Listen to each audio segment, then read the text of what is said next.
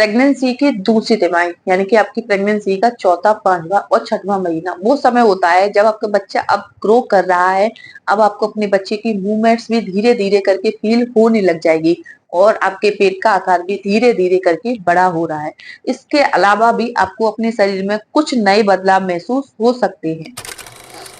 नमस्कार दोस्तों, मैं खुशबू तोमर एक बार फिर से स्वागत करती हूँ आपका प्रेगनेंसी से रिलेटेड एक और नई वीडियो में। जहां पर आज का वीडियो एक बार फिर से उन महिलाओं के लिए बहुत ही ज्यादा यूजफुल होने वाला है जिनकी प्रेगनेंसी की दूसरी तिमाही रनिंग में है।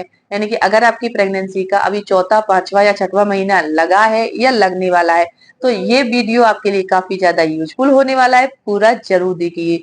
चैनल पर पहली बार विजिट कर रहे हैं तो चैनल को सब्सक्राइब करके बेल आइकन को प्रेस करना बिल्कुल भी ना भूलें। तो चलिए फ्रेंड्स, बिना देरी किए हुए फटाफट से वीडियो को स्टार्ट कर लेते हैं और जानते हैं कि प्रेगनेंसी की दूसरी तिमाही के दौरान आपको क्या क्या समस्याएं आने वाली हैं, दौरान क्या क्या बदलाव आपको देखने को मिलेंगे और अभी आपको अपनी डाइट में क्या बदलाव करने हैं, रहने में, सोने में, उठने बैठने में क्या बदलाव करने हैं। देखिए, दूसरी तिमाही जो होती है ना, इस समय क्या है, अब आपका पेट थोड़ा थोड़ा करके बड़ा होने लग जाता है। आपको चलने फिरने में थोड़ी सी दिक्कत हो सकती है। आपके जो आउटफिट्स है वो आपको टाइट आ सकते हैं। तो इस दौरान आपको ध्यान रखना है कि बहुत ज्यादा उछल कूद नहीं करनी है। स्टेयर जितना आप अवॉइड कर सकती हैं, स्टेयर चढ़ना उतरना आपको अवॉइड करना है। आपको जैसे कि अभी गर्मियां हैं तो आपको जैसे कि घूमने फिरने के लिए वाटर पार्क वगैरह जाने का मन हो रहा है तो आपको ऐसी भीड़ भाड़ वाली जगह पर या फिर जहाँ फिसलन वाली जगह है वहां प्रेगनेंसी के दौरान जाना अवॉइड ही करना चाहिए, क्योंकि आपको धक्का लगने से या फिर पैर फिसलने से आपको इंटरनल इंजरी भी हो सकती है। आपकी प्रेगनेंसी में भी काफी ज्यादा नुकसान हो सकते हैं। तो प्रेगनेंसी के दौरान आपको सही तरीके से चलना चाहिए, सही तरीके से उठना बैठना चाहिए। सोने का तरीका भी आपका परफेक्ट होना चाहिए, यानी कि आपको सोने की शुरुआत लेफ्ट साइड करवट से ही करनी चाहिए।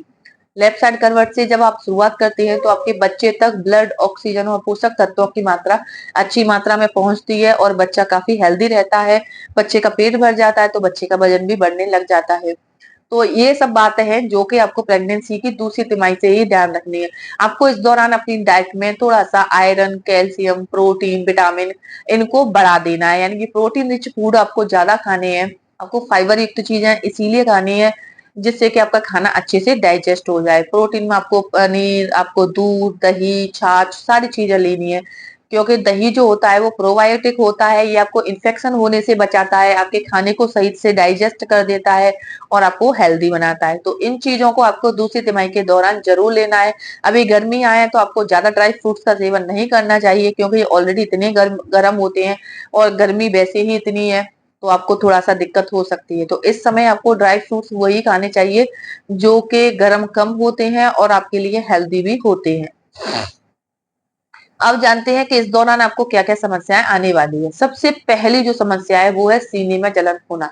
जी हाँ, दूसरी तिमाही के दौरान अक्सर महिलाओं को रात के समय या दिन में जब भी वो खाना खाने के बाद थोड़ा बैठती हैं या लेटती हैं, उनको सीने में जलन की समस्या शुरू हो जाती है। ऐसा इसीलिए होता है कि खाना खाने के बाद आप तुरंत लेट जाते हैं। खाना खाने के तुरंत बाद आपको लेटना नहीं है, थोड़ी देर आपको बैठना है, फिर उसके 10 मिनट बाद आपको थोड़ा सा वॉक करना है, उसके बाद आपको लेटना है। क्योंकि तुरंत ही लेटने से क्या होता है, एसिड बनने लग जाता है, जो खाना है वो ऊपर की तरफ उठने लग जाता है और इससे आपको सीने में जलन की समस्या होने लग जाती है। इसीलिए कोशिश कीजिए प्रेगनेंसी की दूसरी तिमाही से ही, अभी वैसे ही गर्मी आए तो खाना ठीक से वैसे ही डाइजेस्ट नहीं होता, खाया नहीं जाता। एक तो वो खा भी लो तो उसको डाइजेस्ट करना बड़ा मुश्किल होता है। तो ऐसे में आपको फाइबर रिच फूड खाने चाहिए जिनमें रेशे होते हैं। ठीक है, तो इन चीजों को खाने से क्या है, खाना अच्छे से डाइजेस्ट होता है। दूसरा, पानी अच्छी मात्रा में लेना चाहिए, नारियल पानी भी पीते रहना चाहिए, शिकंजी, नींबू पानी ये आपको लेते रहना चाहिए, जिससे कि शरीर में पानी की मात्रा बढ़ेगी तो खाना अच्छे से डाइजेस्ट हो जाएगा। दूसरा, आपको ऑयली चीजें कम खानी चाहिए, तेल मसाले कम खाने चाहिए, फास्ट फूड भी कम खाना चाहिए। यानी जितना आप अवॉइड कर सकते हैं उतना आपको अवॉइड करना चाहिए, हेल्दी चीजें ही खानी चाहिए जिससे कि आपको सीने में जलन की समस्या ना हो। दूसरी समस्या है पैरों में दर्द। जी हाँ, कई सारी महिलाओं को प्रेग्नेंट होते ही उनके पैरों में, एड़ियों में, तलवों में बहुत ज्यादा दर्द रहता है। जैसा कि मेरे साथ हो रहा है कि जागते ही, सुबह जागती हूँ तो तब से लेकर जब तक सोती नहीं हूँ तब तक मेरी एड़ियों में, मेरे पैर के तलवों में बहुत ज्यादा दर्द रहता है। 2-3 बार मालिश करने के बाद भी पैरों का जो दर्द है वो बिल्कुल भी ठीक नहीं होता। डॉक्टर से बात करो, बोलते हैं प्रेगनेंसी में ऐसा तो होता ही है।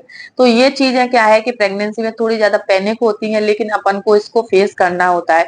आप यही काम कर सकते हैं, जैसे फिटकरी या नमक डाल के गुनगुने पानी में थोड़ा सा पैरों को 10 मिनट के लिए डाल के रखिए, पैरों की तेल से मसाज करिए, जिससे थोड़ा सा आपको राहत मिल जाती है। आइस पैक आप इस्तेमाल कर सकती हैं, ये भी काफी ज्यादा हेल्पफुल होते हैं दर्द को कम करने में।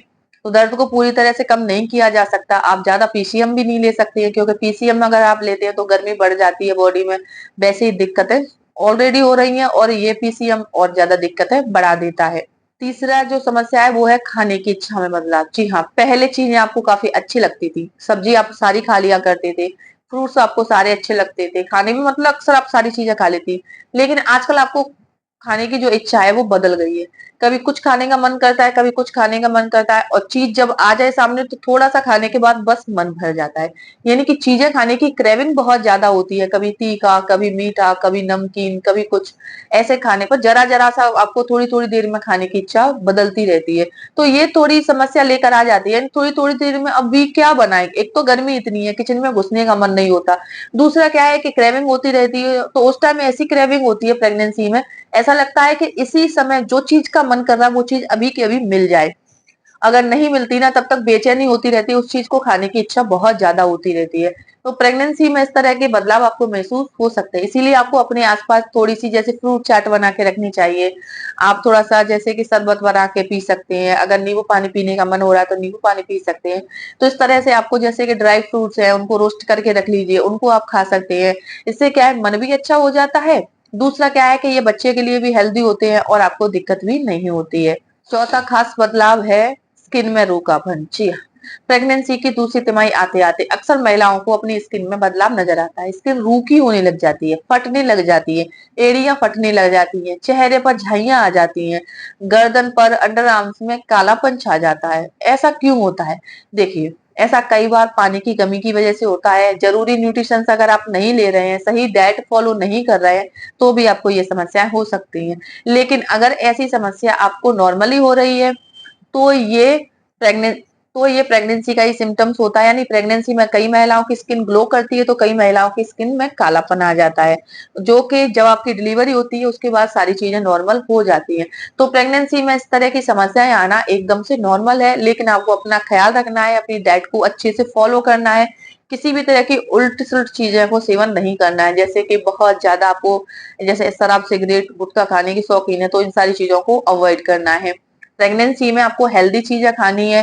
अगर आपको ज्यादा दिक्कत हो रही है तो आप अपनी बुजुर्गों से भी पूछ सकते हैं, दूसरा आप अपने डॉक्टर से भी सलाह ले सकते हैं, जिससे कि आपको प्रेगनेंसी में किसी भी तरह की दिक्कत का सामना ना करना पड़े। अगर इसके अलावा प्रेगनेंसी की दूसरी तिमाही में आपको कोई और समस्या आ रही है, आप हमें कमेंट में बता सकती है। वीडियो में बताई गई जानकारी आपको यूजफुल लगती है तो वीडियो को लाइक कीजिए और अपने फ्रेंड्स और रिलेटिव्स में ज्यादा से ज्यादा शेयर करें। तो चलिए फ्रेंड्स, मिलते हैं नेक्स्ट टाइम, तब तक के लिए टेक केयर।